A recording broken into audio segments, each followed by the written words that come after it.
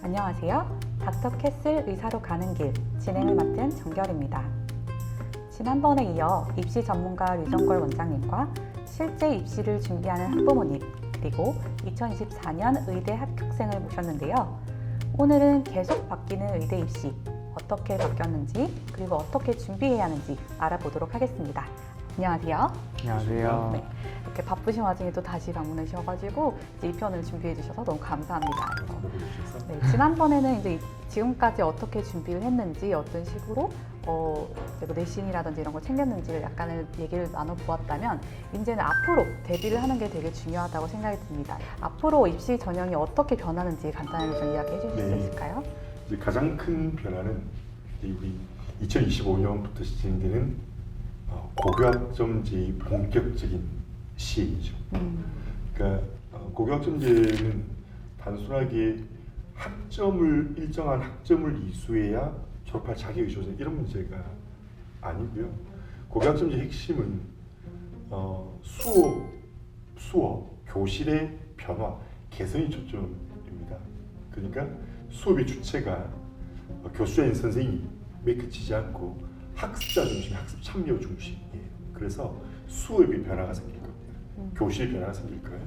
그래서 기존에 공부 잘하는 방법 A부터 G까지의 문제뿐만이 아니라 수업 시간에 적극적으로 참여하는, 그래서 학습자의 참여 능력을 기르는 것 중요하고요. 그다음에 지금까지 우리 그 옆에 있는 우리 어벤져스급의 박기훈이 다 잘해서 진학 위주의, 물론 학생부 종합전형으로 입시를 준비하고 좋은 결과를 있기 때문에 진로와 진학의 균형을 잘 잡았지만 대한민국 지금까지 교육은 사실 1차선 진학을 중심으로 해서 1등부터 꼴등까지, 1등급부터 9등급까지의 한 줄을 세우는 경쟁이거든요. 근데 고교학점제는 진로 탐색, 진로 연계 교육이 핵심이어서 이제 16차선 정도가 생긴 겁니다. 네가 바라는 것, 네가 꿈꾸는 것, 너의 끼를 드러낼 만한 공부를 하라는 게 이제 된 거죠. 그러다 보니 가장 큰 변화는 이겁니다. 이 아이들은 내신 등급이 9등급제에서 5등급제거든요. 그동안 전 세계적으로 보아도 9등급제로 이렇게 상대평가를 한 나라들이 드물었거든요. 쉽게 말하면 과거처럼 이야기하면 수미학과, 과거 고대교육의 숨마쿰 라우데 이런 형태의 5단계 평가가 이루어졌는데 이제 5등급 제도가 된 거죠. 그럼 어떻게 되느냐면 이런 질문 해도 될까요? 우리 정길 선생님 혹시 자동차 좋아하시나요? 네, 그렇죠. 우리 배영분도 남학생이 자동차 좋아하죠. 고급 자동차의 대명사면 그러면 예를 들어 B사다. 네. 이제 5등급 제도는 하나로 묶이는 거예요. 자동차 오너 중에 내가 타는 이 클래스랑 저 클래스는 급이 다른데 같은 브랜드여도 근데 고교학점제에서 9등급 제도에서 5등급제가 되면 이 친구는 4% 이내에 드는 1등급을 받기 위해서 그동안 그렇게 열심히 공부한 거예요. 그 공부가 초등학교 5학년, 6학년부터 시작을 해서 세상에 중학교 때 고등학교 3학년까지 공부를 다 할 정도로 뼈가 살을 녹이는 공부를 했거든요. 근데 지금 2009년생들은 10% 이내에 드는 1등급 경쟁이 된 거죠. 이때 이게 매우 큰 변화입니다. 그러므로 대학의 학생을 어떤 요소로 이제 평가하겠다는 고민도 달라지는 것이겠고, 그로 인해서 중고등학교에서의 교실 변화도 생길 것이고, 수능 이후에 2차 평가의 변화도 생길 것이다. 이런 입장에서 지금 현재 중3 이하 초등학생들은 어떤 식으로 공부해야 될까? 우리 재영군처럼 열심히 전반적으로 열심히 해야 되는 건 기본값으로 두고 그 이외에 어떤 요소들 더 공부해야 될까는 조금 더 생각을 해봐야 될 것 같습니다. 그러면 이제 9등급 제도에서 5등급 제로 바뀌면 진짜 간단하게 말해서 전교 20등도 갈 수 있다. 그렇죠. 이렇게 그렇죠. 생각을 할 수 있는데 그러면 정말 한정된 숫자를 뽑는 의대에 들어가려면 지금은 단순히 뭐 성적뿐만 아니라 그런 걸 본다라고 한다면 변별력을 또 어디서 키워야지 좀 더 개성을 나타낼 수가 있을까요? 매우 이제 여러 가지 요소가 있을 것 같긴 해요. 우선 재현 군에게 한번 물어보고 싶은데요. 4% 1등급이고 지금 이제 고교학점제에서는 2등급 이하들은 11%였거든요. 근데 고교학점제가 되면 누적 34%까지 2등급이에요. 과거에는 34%면 4등급이잖아요. 그러니까 과거 4등급이 지금 2등급 정도의 그룹의 밴딩으로 묶일 수 있고 과거 2등급이 1등급이거든요. 그런 시대에 공부했으면 어떨까요? 혹시 이 말 끝에 또 하나 더 하고 싶다는 생각이 들면 안 되는데. 일단 제가 생각하기에는 5등급제가 되면 1등급이라는 숫자는 받기 쉽겠지만 그만큼 예전에 1등급으로 취급하던 4% 학생들한테는 조금 손해라고 볼 수도 있잖아요. 그래가지고 약간 자신만의 강점을 또 다른 면에서 드러내줘야지 더 부각이 되는 게 당연한 거니까 그런 면에서는 오히려 더 신경 쓸 게 더 많을 수도 있겠다라는 생각도 들어요. 근데 물론 숫자적인 관점에서만 본다면 1등급을 받기는 훨씬 더 쉬워지는 상황이 될 것이니까 학업적인 성취도에서는 학업적 역량에 대해서는 훨씬 더 부담을 덜할 수 있다고는 생각이 듭니다. 그렇지만 전체적인 대입에 대해서는 훨씬 더 할 게 많아지지 않을까 라는 예상이 됩니다. 대학 입장에서는 골치 아픈 일이 생긴 거죠. 과거에는 이제 전국에 전교 1% 이내에 드는 아이들이 위대에 선발이 됐잖아요. 그리고 그 1%에 들기 위해서 막 노력했던 아이들, 이제는 10%의 아이들도 1등급이니까 그걸 가려야 되는 어려움, 즉 변별의 어려움이 생기는 거고요. 그래서 우리가 흔히 예상하는 2차 평가의 강화를 이야기합니다. 구술심층 면접, 논술 같은, 그리고 생기부의 요소들 이렇게 예상할 수 있는 거고요. 이른바 대한민국에서 이과대학을 가는 아이들은 극상위권이거든요. 그리고 최상위권이 있는 거예요. 극상위권과 최상위권이 그룹이 나뉘어요. 그리고 상위권이 있는 거예요. 그래서 지금까지는 극상위권 그룹의 아이들이 이과대학 갔다면 이제는 상위권 아이들도 이과대학에 갈 수 있게 된 겁니다. 그러므로 고등학교 때 이제 5등급제가 되면서 물론 이제 그렇기 때문에 경쟁자들은 더 많아질 수도 있어요. 나는 의과대학에 갈 만한 실력이 안 되어서 어떤 친구들 중에서도 나도 갈 수 있겠구나 되니까 경쟁은 더 치열할 수 있겠고요. 그다음 이제 그래서 이제 생긴 이제 부담이 좀 줄어든 만큼 학생부의 요소들 그리고 대학에서 요구하는 인재상과 관련된 활동들 좀 중심으로 노력을 해야 될 것 같고 누구나 이제 예상을 쉽게 할 수 있었던 것인데 면접의 강화가 예상이 된다 그러거든요. 이제 사실 이렇게 계속 의대 입시뿐만 아니라 대학 입시 이런 것들이 사실은 매년 아니면 거의 뭐 5년은 10년에 한 번씩 계속 이렇게 확 뒤바뀌는 게 사실 일정이고 나중에 또는 또 어떻게 바뀔지는 또 그렇죠. 모르겠어요. 그래서 그러면 이렇게 바뀌는 의대 입시에도 불구하고 뭔가 자신만의 꾸준히 유지했던 뭔가 공부 비법이라든지 이런 게 좀 있을까요? 아무래도 공부라는 게 평가 방식과는 다르게 공부는 누구나 하는 거고 시대가 어떻든 시간과 사람과 상관없이 누구나 거치는 과정이다 보니까 평가 방식이 어떻든 자질을 올린다는 거에서 공통점을 갖는 것 같아요. 그래서 항상 자기가 부족한 것이 뭔가를 알고 그것을 보충하기 위해서 공부하는 게 언제가 됐든 그게 제일 중요하다고 생각을 하는데 저는 그것을 위해서 약간 스스로 복습하는 과정이 정말 중요하다고 생각했어요. 공부할 때 흔히들 말할 때 수업에서 가장 중요한 게 예습, 수업, 복습 이 3박자가 잘 맞아떨어져야지 좋은 학습이 된다라고 얘기들 많이 하는데 저는 그 중에서도 복습이 가장 중요하다고 생각을 했어요. 그럴 때 복습하기 위해서 어떤 게 가장 도움이 될까 이런 것들을 생각을 해봤는데 저는 혼자 복습을 할 때 한번 스스로 말해보자. 말해보면 자신이 어디서 막히는지 알게 되잖아요. 그러면 그 막히는 부분 위주로 공부를 한번 더 해보고 약간 그런 식으로 저는 공부를 했던 것 같아요. 우리 이제 자녀분이 어떻게 공부를 하시는 방법 같아 보이세요? 지금? 그 공부 잘하는 학생들의 말을 평소에 이렇게 들어보면 수업 시간에 집중을 하는 게 제일 좋다. 그때 공부를 하는 거다. 이렇게 말씀을 많이 하시더라고요. 근데 학생은 어떻게 수업 시간에 어떻게 집중해서 공부를 했는지 또 학원은 혹시 다녔다면 어떻게 다녔는지 인강을 통해서 하는 방법이 나한테 맞았는지 어떻게 선택을 했는지 그런 부족한 부분을 채우는 방법이 좀 궁금하네요. 기본적으로 수업이라는 게 무언가를 배우러 간다라는 게 수업이잖아요. 그래서 수업하기 전에는 미리 수업 내용에 대해서 내가 어떤 걸 배울 수 있는가 그런 게 제가 생각한 예습 과정이고 그 다음 수업 때는 그것뿐만 아니라 모든 수업에 대해서 집중을 해야 되겠죠.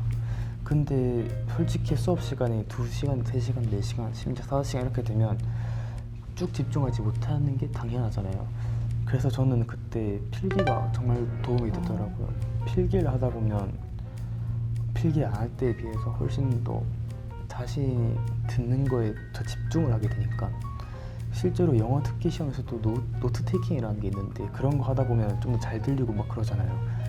그런 것처럼 저도 필기가 정말 중요하다고 생각을 했어요. 그럼 필기가 잘 되면 수업 시간뿐만 아니라 복습할 때도 자기가 어떤 걸 들었는지 자기가 몰랐던 걸 어떤 식으로 정보를 들어왔는지 뭐 그런 것들을 알 수 있으니까 그런 것도 하나의 포인트가 될 수 있다고 생각했어요. 어머님 질문처럼 지금 재연군 때도 그렇고요. 그러니까 어머님의 아이 때도 수업이 정말 중요합니다. 그러니까 공교육의 정상화 그리고 학교 생활의 대부분은 수업이니까요. 수업이 왜 중요하냐면 수업 시간에 학습자의 모습이 생기 후에 세분리 듣기 상황으로 기재가 되기 때문입니다. 그런데 좋은 세특을 쓰는 방법이 무엇이냐가 궁금해하거든요. 거기 보면 이제 백제 문화를 이렇게 이야기했어요. 검이 불루 화이불주다. 화이불주. 제가 굉장히 사랑하는 이야기입니다.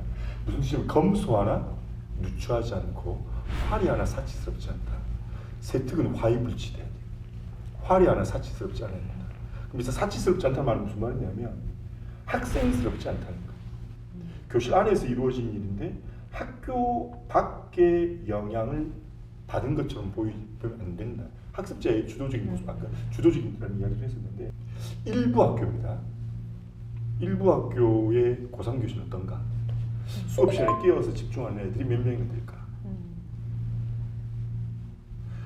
제가 직접 학생들에게 물어보면 좀 비관적으로 이야기하는 친구들은 1명이요, 2명이요 이렇게 얘기합니다. 고1 때 밀림이었어 아이들이 경쟁을 위해서. 그런데 한 줄 세우기 이 경쟁에서 도태된 아이들은 스스로 경쟁에서 이제 물러서게 되거든요. 그래서 수업 시간이 그렇게 되는데 수업 시간에 우선 깨어있는 게 중요하고요. 기본적인 경우면 선생님의 관찰 대상이 돼야 되잖아요. 그래야 기재되고 기록되니까 선생님 눈을 마주쳐라는 겁니다. 저는 구체적으로 이렇게까지 이야기해요. 선생님이 이제 질문하시잖아요. 그러면 보통 교실에서 어떻게 하냐면 눈치 봐요. 그래서 아무도 손을 안 들면 그 중에 좀 잘하는 아이가 손을 드는 경우가 있죠. 그래도 안 하면 선생님이 누군가 지명해요. 근데 저는 이렇게 이야기해요. 선생님이 야 이거 대답해 볼 사람 이 말을 이렇게 생각해라. 야 너희들 중에 오늘 이 수업과 관련해서 생기부에 기재되고 싶은 사람 손 들어봐.로 들어라. 관찰의 대상이다. 그리고 지목을 당하면 제가 이렇게까지 이야기하거든요. 대답할 때도 그냥 이야기하지 말고 선생님이 대답하면 예 선생님 제가 한번 대답해 보겠습니다. 이렇게 수업 시간에 선생님에게 집중하고 선생님과 질의응답하는 과정 속에서 본인의 역량을 드러낼 수가 있거든요. 질문하라고 합니다. 근데 구체적인 팁을 좀 말씀을 드리면 이제 수업이 끝났어요. 그래서 내가 모르는 게 있어요. 그래서 선생님 졸졸 따라가서 선생님 이거 모르겠는데요. 그러지 마. 선생님이 하루 일과 수업의 수업 시수가 다를 수 있어요. 그리고 오늘 학교 행사 때문에 또 업무가 많을 수도 있잖아요. 그럼 따라가서 선생님 저요 오늘 선생님이 가르쳐 주신 내용 중에 여기까지 참 잘 이해를 했는데 이 부분부터 제가 좀 막혔거든요. 선생님 저 언제 질문하러 가면 될까요? 그래야 자신도 좋은 질문에 답을 받을 수 있으니까요. 갈 때 자기 질문 노트를 가져와라. 그래서 선생님이 설명해 주신 내용 쓰고 자신이 공부하는 과정 중에서 막혔던 부분 쓰고 선생님이 질문하신 걸 적은 것까지 그러니까 선생님이 대답해 주신 걸 적는 공간까지 만들어라. 그리고 다음번 질문 갈 때는 선생님께서 지난번에 설명해 주셨던 이 내용들이 내게 어떻게 도움이 됐는지도 이야기하라라는 거죠. 이런 부분들. 그 다음에 제 팁을 하나만 더 말씀드리면 과제, 수행평가 과제 같은 거 하잖아요. 남학생들은 그냥 뭐 예를 들어서 뭐 타이핑 좀 해서 그냥 제출하거든요. 저 표지를 만들려고 해요. 표지 이쁘게 만들어라. 컬러지도 만들고 그리고 스태플러 찍지 않습니까? 스태플러도 그냥 찍어서 아 선생님 수많은 거 하다가 손 찔릴 수도 있잖아요. 테이핑해라. 제목도 이쁘게 붙여라. 그 맨 뒷장에는 선생님 고맙습니다도 쓰고 그 다음에 제가 이게 굉장히 중요한 이야기인데 논문 쓸 때 초록을 쓰잖아요. 논문 요약하는 것처럼 만약에 내 과제의 내용이 분량 꽤 많은 편이다. 나는 선생님에게 한 장 내는 거지만 과제 하나 내지만 선생님이 수십 명의 학생을 보는 것이므로 너의 과제를 요약한 초록을 제공해 드려서 선생님이 빨리 읽게 그리고 네가 강조하고 싶은 내용을 충분히 선생님이 숙지하실 수 있도록 초록을 작성해. 이런 구체적인 팁들. 그러니까 무슨 말씀이냐면 국어, 영어, 수학, 사회과학, 교과 공부, 내신 공부, 수능 공부하는 건 디폴트 고정값이다. 고정값.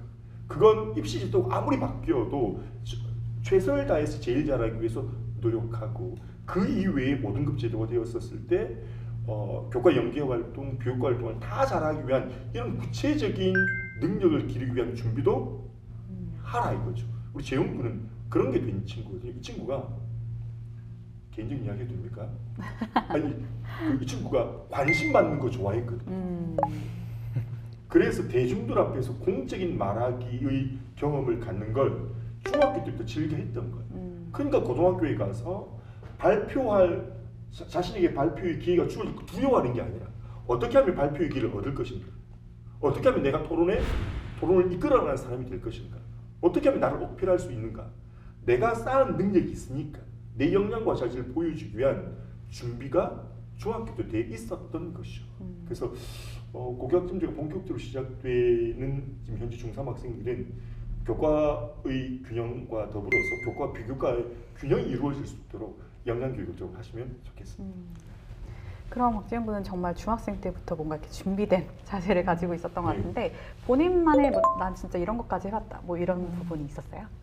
누구나 할 수 있는 활동들이 있어요. 저는 그냥 어떤 책을 읽고 그 책을 느끼고 그 책에 대해서 한번 써보고 그 책에 관련해서 한번 발표해보고 그러니까 내나 고등학교 때 어차피 수행평가를 하게 될 활동들을 한번 해보고 그런 걸 한번 해보면 그걸 다시 고등학생 때 녹여 쓸 수 있잖아요. 그런 것들을 할 수 있도록 중학교 때는 막 누구보다 특별한 활동을 한다기보다는 누구나 할 수 있는 활동 중에서 약간 미리 해본다 약간 이런 생각으로 준비를 했었던 것 같아요.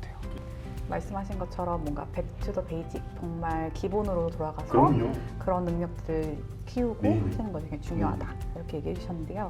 사실 정말 그런 것들을 어릴 때부터 교육이 되고 하면 참 좋겠지만 제일 메인으로 공부하게 되는 고등학교 시절 아니면 중학교 시절 이럴 때 사실 우리는 사춘기라고 얘기를 하잖아요. 그만큼 정말 멘탈 관리도 굉장히 네. 힘든 부분이거든요. 제가 지금 생각을 해보면 제가 고등학교 때는 이제 이렇게까지 핸드폰이 스마트폰이 아니었고 막 이랬던 시절이다 보니까 훨씬 제가 봤을 땐 공부하기가 쉬웠던 것 같아요. 근데 제가 만약 지금 고3이다 그러면 핸드폰을 놓치기가 쉽지가 않거든요. 너무 재밌는 게 많으니까. 그래서 혹시 박지훈 군은 지금까지 어떻게 멘탈 관리를 했는지 뭐 스마트폰이든 뭐 세상에 재밌는 게 너무 많은데 그런 것들을 혹시 어떻게 관리했는지 우리 학부모 입장에서 궁금해하실 것 같아요. 또 본인만의 팁이라든지 아니면 주변 친구들은 이렇게까지 해봤다 뭐 그런 게 있을까요? 일단 멘탈 관리가 진짜 여러 가지가 있어요. 맨 처음에는 가장 중요한 게 컨디션 관리일 거고 두 번째는 당연히 시간 관리일 건데 그 시간 관리에 저는 휴대폰 관리가 들어간다고 생각을 하거든요. 일단 먼저 휴대폰 관리에 대한 얘기부터 먼저 해볼 생각인데 일단 휴대폰을 관리할 때 있어서 남학생들 특히 약간 게임, 웹툰 막 그런 거에 대해서 쉽게 공부하다가 딴 생각으로 빠져나가고 그런 게 많아지는데 저는 중학교 때는 웹툰을 보자는데 그때 게임을 되게 좋아했었어요. 그때 친구들이랑 같이 게임도 해보고 했는데 솔직히 중학교 때 내신이 고등학교에 비해서는 덜 빡세니까 그때는 따로 문제의식을 크게 못 느꼈는데 고등학교 때 오니까 수행평가도 할 게 많고 범위도 너무 많고 그냥 시간이 없는 거예요. 그러다 보니까 스마트폰을 계속 쥐고 있다가는 시간이 없어질 것 같다 이런 생각을 가지게 되었어요. 그래서 고등학생 때는 그냥 의도적으로 그냥 폰을 안 써보자 한번 그런 생각으로 한 고등학교 4학년 때까지 안 썼던 기억이 있어요. 아예 스마트폰을 안 네. 쓰시는. 그리고 그게 제가 생각했던 그 스마트폰 관리였고 다른 친구들은 막 그런 친구들도 있었어요. 막 관리 어플들 막 쓰면서 난 이 시간엔 이 어플을 못 쓰게 미리 설정해 놓는다던가 그런 친구들도 있었고 아니면 폴더폰으로 바꾼다는 친구들도 있었고 막 그런 친구들 정말 여러 명 있었다고 저는 기억이 납니다. 제 경험을 좀 말씀드리면 모 고등학교에서 3년 내내 정규 1등이었어요. 내신 등기는 모두 1점. 그 친구는 이제 애초에 교과전으로 의대를 가겠다고 생각을 해서 별거보다 내신에 이제 몰입을 했습니다. 결과적으로 의대를 갔어요. 이 결과는 좋은데 과정이 좀 불행했어요. 1등급을 받지 않으면 안 된다는 생각 때문에 고3 내내 각성제라고 하나요? 잠 안 오게 하는 약.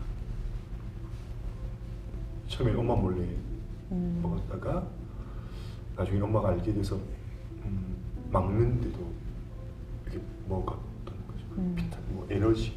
그렇죠. 그런데 너무 불안한 거죠. 그럼에도 불구하고 그래서 3년 내내 우울증을 겪었던 친구가 있어요. 그 친구는 지적 관리는 되고 결과적으로 좋았지만 행복하지 않은 공부를 하는 경우이고요. 그러니까 고통은 시련은 의대 입시를 준비하는 과정에서 그 슬럼프가 없는 친구들은 아무도 없어요. 그 슬럼프를 어떻게 관리하느냐인데 그건 특정 시기에 발현되는 능력이 아니므로 방송을 보시는 어머님들은 특별히 우리 아이들의 키가 큰 걸 바라고 영양 공부도 하시고 공부 잘하게 하기 위해 학원도 보내시잖아요.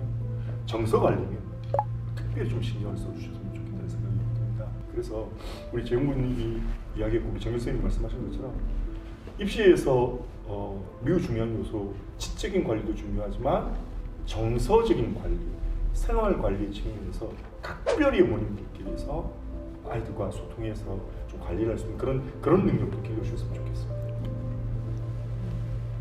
그럼 혹시 재환군은 특별히 부모님께서 내 멘탈 관리를 위해 더 노력해 주신 부분이 있으실까요? 저는 사춘기 그리고 막 방황기, 막 중2병이라고 하죠. 막 그런 시기가 진짜 하나도 안 심한 편이었어요. 다행히도. 아마 그 배경이 저가 엄마 아빠랑 되게 친하고 좀 가정 분위기가 좋긴 하다고 생각하는데 하다 보니까 되게 긍정적으로 생각할 수 있었고 내 사이에 조금 밝게 있을 수 있지 않았나 약간 이런 생각도 든다고 생각합니다. 혹시 학생도 뭐 일탈을 한번 해보고 싶다는 생각을 한 적이 있는지, 네, 그럴 때 혹시 있었다면 어떻게 다시 내가 마음을 잡고 나의 학생으로서의 역할을 할 수 있었는지 그런 거 좋은 노하우가 있다면 알려주세요. 제가 일탈이라고 하면 제가 근데 그런 쪽에 그렇게 관심이 있지는 않았어요. 그냥 친구들이랑 시험 끝나고 다 같이 놀러 간다 막 그 정도. 그리고 학교에서 소소한 체육 시간 축구와 같이 하는 거, 농구 같이 하는 거 그 정도로도 솔직히 다 풀려서 저는 그렇게 스트레스가 심한 편이 아니었거든요. 그래서 저는 딱히 뭐 그런 건 따로 없었던 것 같아요. 꼬맹이 때 봤단 말이죠. 중학생 때. 그 불뚝성들도 있었어요. 불뚝한 성질 있었잖아요. 좀 날카롭고 예민한 성격도 있었지 않았나. 그런데 제가 이제 이번에 우리 재영군을 다시 만나면서 못 알아봤어요. 그러니까 의대생이 된 우리 재영이 아니라 어떤 정서적인 인격적 성숙을 제가 이 친구에 느낀 거죠. 말도 달라졌어요.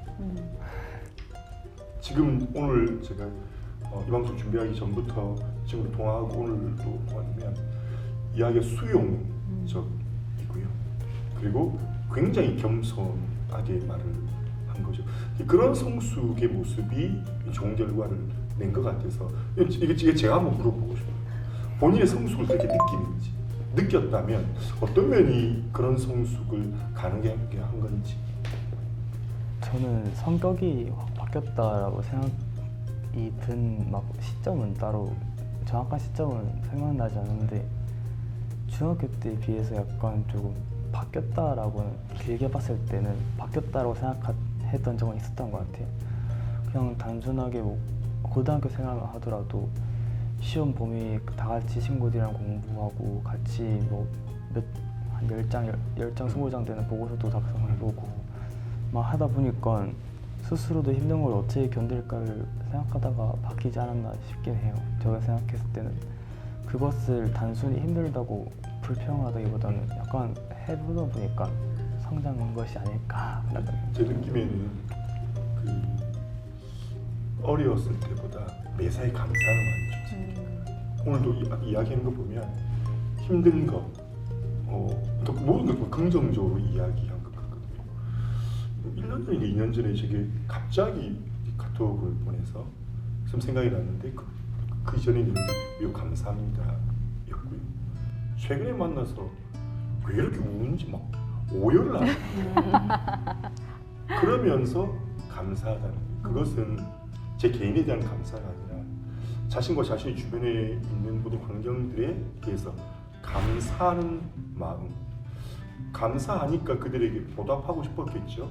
자기 학교 선생님들에게 보답하고 싶었을 것이고 부모님께 보답하고 싶었을 것이고 자신에게 보답하고 싶었을 것이죠. 그래서 그 감사하는 마음이 이 친구를 가장 성숙하게 만드는 요인 같아서 이 방송을 보고 있는 친구들도 잘 보세요. 매일매일 엄마 아빠한테 그리고 자기 선생님들께 감사하는 마음을 가지시기 바랍니다. 자연스럽게.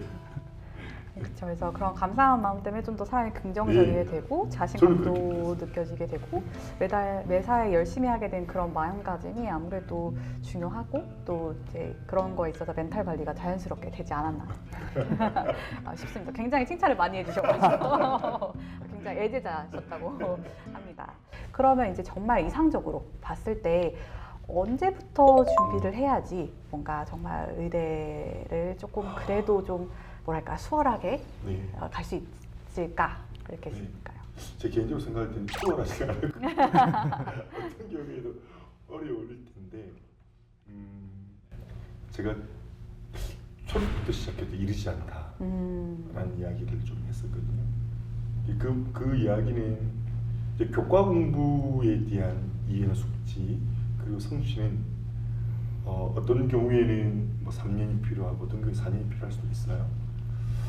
근데 그 이외의 요소들은 어렸을 때부터 학습에 대한 생활 관리, 그 정서 관리에 좀 시간이 좀 필요하다고 본 건데 특히 이제 오늘 우리가 이야기한 건 앞으로 어떻게 가느냐의 문제이잖아요.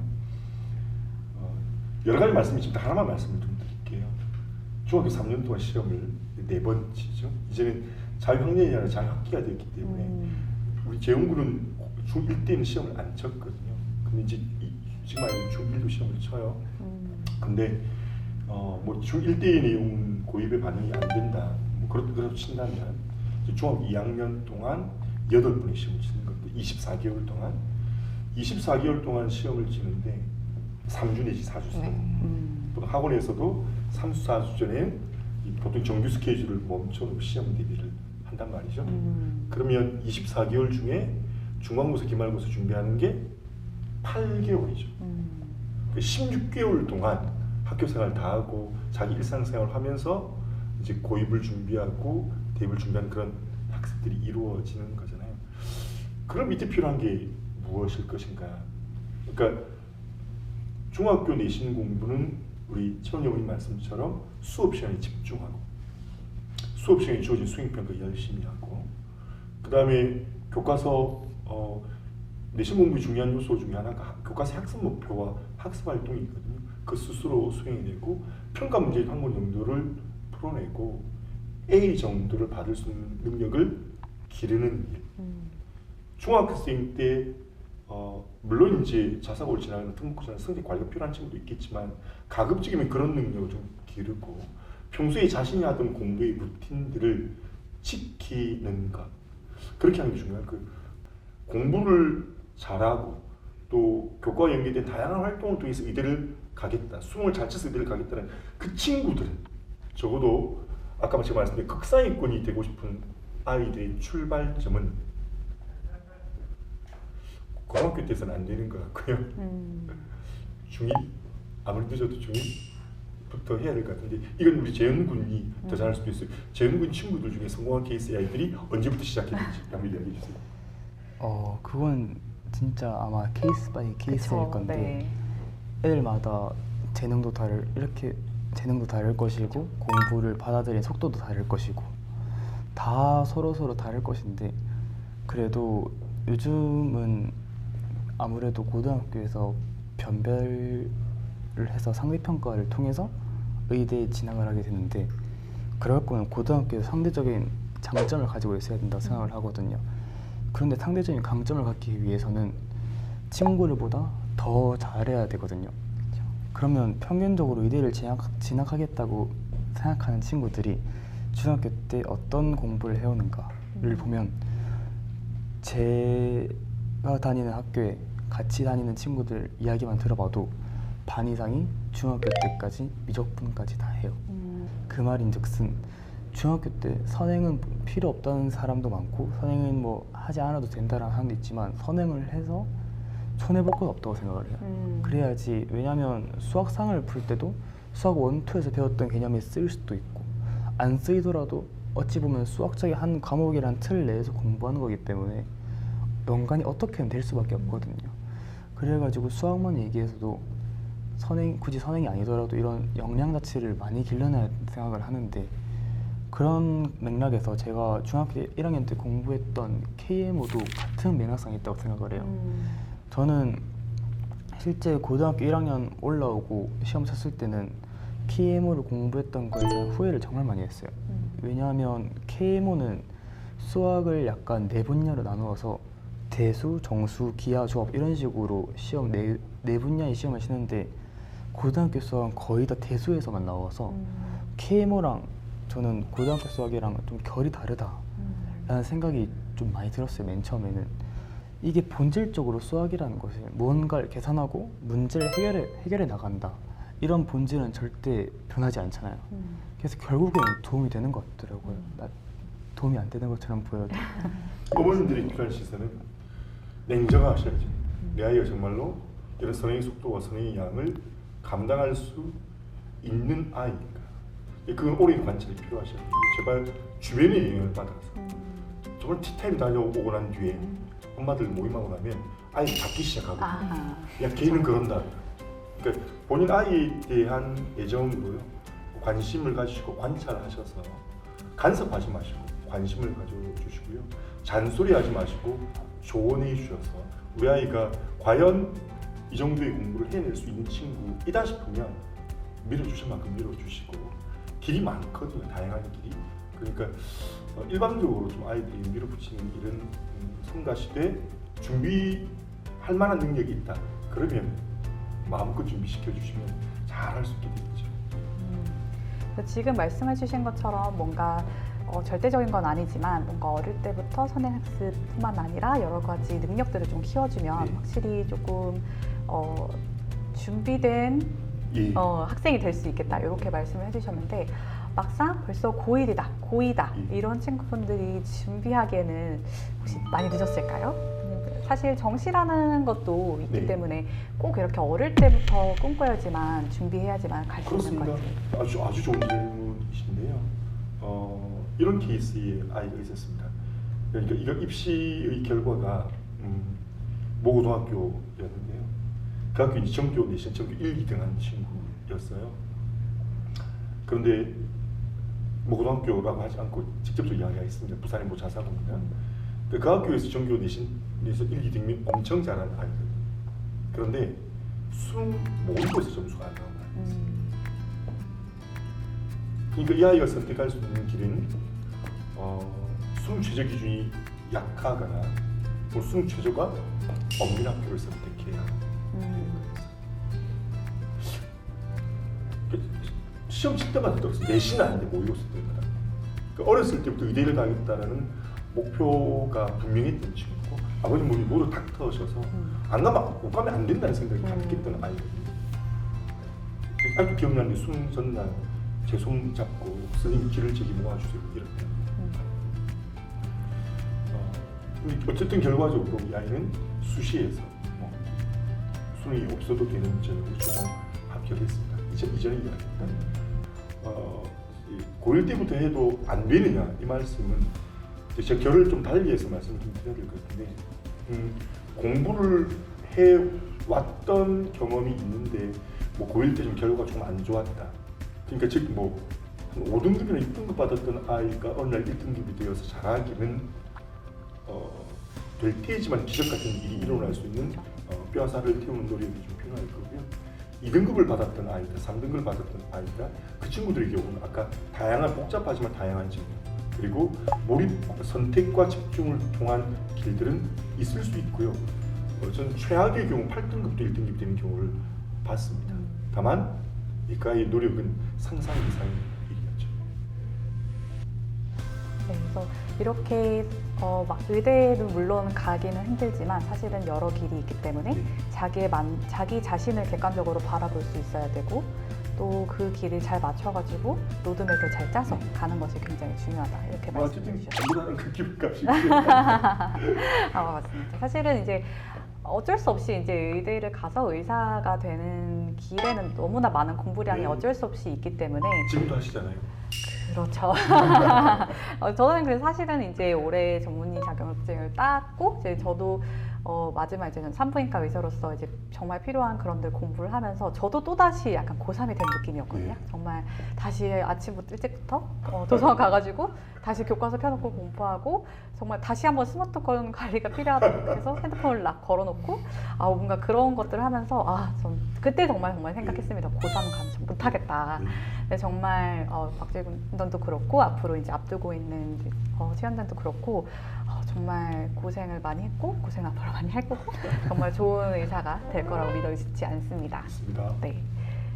네, 그래서 저희가 지금까지 의대로 가는 로드맵이라든지 어떻게 준비를 했는지 이런 것들을 좀 간략하게 자기 과거와 이제 이때까지 봐준 전문가로서 이야기를 나눠보았는데요. 혹시 박지영 군은 이제 앞으로 입시를 앞두고 있는 후배, 우리 이제 중3 후배님처럼 그런 학생들에게 혹시 해주고 싶은 말 그런 게 있을까요?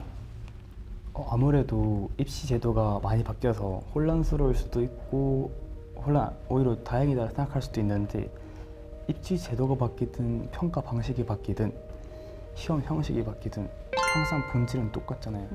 결국 자신이 잘하면 뭐든지 되니까 항상 스스로 최선을 다해서 멋진 의대생이 되기를 바랍니다. 네, 혹시 우리 유정걸 원장님은 혹시 하고 싶은 예비 입시생들에게 말이 있으실까요? 이제 진로 탐색을 좀 잘했으면 좋겠다는 생각이 들어요. 왜 의사가 되고 싶니?라고 물으면요, 절반 이상은 엄마랑 아빠가 또는 왜 의사가 되고 싶냐 하면 초중학교 때 영재원 출신이고요. 그 다음에 수학과학을 잘해요. 진로 탐색이라는 건 이런 것일 텐데 의사란 어떤 직업인가 고민이 좀 필요할 것 같고요. 의과대학에서는 어떤 공부를 하느냐 그런 고민으로부터 출발하는 친구들이 별로 없거든요. 공부를 잘하는데 엄마는 의대를 보내고 싶은데 아이가 의과대학을 가기 싫어하는데 왜 그러냐면 자기 피 보는 게 너무 싫대. 물론 의사가 되는 과정에서 피를 보는 일은 있을 테지만 의과대학을 졸업한다고 해서 모두 임상의사가 되는 건 아니잖아요. 진로 탐색을 한다는 건 의학엔 의료와 의술을 펼치기 위해 기초의학 공부도 해야 되잖아요. 또 임상의사로서 의술을 펼치는 사람일 수도 있지만 의과학자로서의 길도 있잖아요. 혹은 의료와 의학과 의술에 대한 이해를 바탕으로 사회의학을 할 수도 있잖아요. 그러니까 대부분의 학생들이 의과대학을 가면 가운을 입고 의사가 된다고 생각해요. 물론 그런 길이 많지만 의과대학을 가서도 선택의 길은 참 많더라고요. 그러려면 그것에 대한 정확한 이해가 좀 되었으면 좋겠다. 부모님은 그런 부분을 도와드려요. 그런 것이 명확한 친구들은 의대 공부는 보통 초5, 초6부터 시작해서 전문의까지 20년 동안의 공부이거든요. 그 20년 동안 반복되는 수많은 어려움들을 견딜 힘과 에너지는 그런 곳에 있으니까 우리 부모님들은 내 아이가 수학과학을 잘하고 공부를 잘하니까 그리고 대한민국에서 제일 잘 나가는 직업이 의사니까 의사가 돼 하지 말고 생명을 존중하고 개인의 인격권을 존중하고 사회적 봉사의식도 갖고 있고 그걸 실현하는 걸 좀 즐거워하고 그런 친구들에게 의과대학에 대한 진로를 함께 좀 탐색해 주셨으면 좋겠습니다. 네, 좋은 말씀 감사합니다. 그럼 이제 정말 입시를 생각하고 정말 우리 아까 채원님을 만났지만 정말 의대에 대해서 정말 꿈꾸고 멋진 의사가 되고 싶다라고 꿈을 꾸고 있는데 혹시 우리 준비하고 있는 곧 힘들어질 우리 아이에게 혹시 간단한 영상 편지 한번 할까요? 앞으로 어떻게 잘하고 있다. 앞으로 내가 어떻게 열심히 서포트해주겠다 이런 간단한 영상 편지 나중에 뭔가 아이가 봤을 때 그런 것들을 한번 영상 편지 한번 해주시겠어요? 아, 네. 말씀만 들어도 갑자기 눈물이 나오려고 하는데, 네. 저는 채원이에게 한마디, 채원아, 갑자기 의사가 되고 싶다고 해서 전혀 엄마는 생각하지 않았는데 이제 너의 목표가 그렇다고 하니 엄마가 많이 도와주고 싶은데 사실은 잘 모르는 게 많았거든. 근데 오늘 이 자리에 와서 또 원장님하고 또 의대를 재촉한 학생을 만나서 이렇게 얘기를 들어보니까 엄마 정말 진짜 백지장 암이었는데 그게 조금 몇 가지 이제 글을 쓸 수 있을 것 같다. 그래서 엄마가 오늘 잘 배운 조언들로 너의 든든한 지원자이자 또 편안한 마음과 또 그런 격려, 조언을 아낌없이 이제 해주겠다. 해줄게. 열심히 잘하자. 파이팅! 그래서 우리 재현이요. 앞으로 갈 친구도 있지만 지금까지 재현이를 뒷바라지해준 엄마 아빠. 앞으로 10년 이상 그렇죠. 뒷바라지 네. 할 엄마 아빠. 이게 여기서 편지. 너무 중요하죠. 너무 중요하죠. 울지 말고. 네, 우리 여기 카메라 보고. 엄마 아빠 항상 힘들 때도 있었고 좋을 때 있었지만 항상 나 믿고 뒷바라지해서 정말 고마워. 앞으로도 의대라는 길이 정말 힘들다고 들었어. 본과 4년, 인턴 1년, 레지던트 4년, 펠로우 2년, 거기다가 추가 어려움 많겠지. 그 길 남은 기간 동안도 항상 믿고 같이 행복하게 지내자. 고마워 항상. 네, 이렇게 정말 훌륭한 인성을 갖춘 우리 학생분과 그리고 이제 준비하고 있을 우리 채원 양도 그렇고 정말 추후에 제가 필드에서 정말 같은 의사로서 만나 뵙길 정말 기다리고 있겠습니다. 네, 닥터캐스 의사로 가는 길 입시에 관해서 다양한 시선에 대해 이야기를 나눠보았는데요.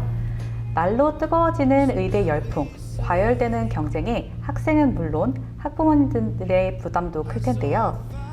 주변의 환경에 너무 휘둘리지 말고 나만의 길을 꾸준히 간다면 분명히 좋은 결과가 있을 거라 생각합니다.